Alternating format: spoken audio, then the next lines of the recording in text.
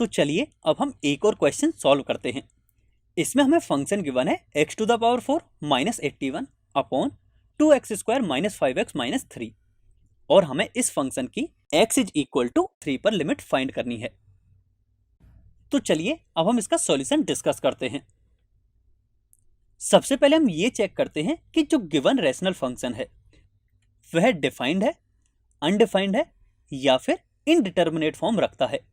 तो उसके लिए हमें since x is equal to 3 पर लिमिट फाइंड करनी है, तो हम फंक्शन में x की जगह 3 पुट करेंगे, जिससे कि हमें यह मिलेगा कि इसकी फॉर्म है 0/0।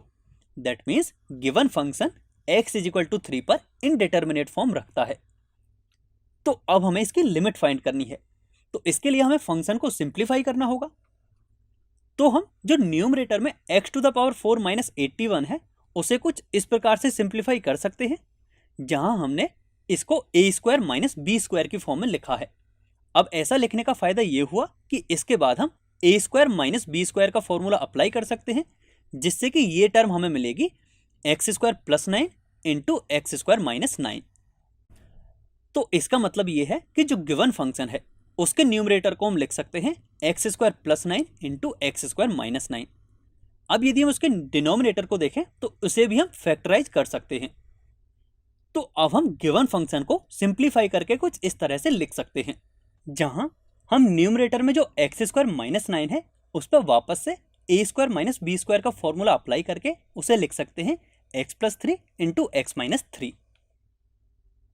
तो अब आप यहां से देख सकते हो कि एक टर्म हमें x माइनस 3 की न्यूमरेटर में मिली है एंड एक डिनोमिनेटर में मिली है।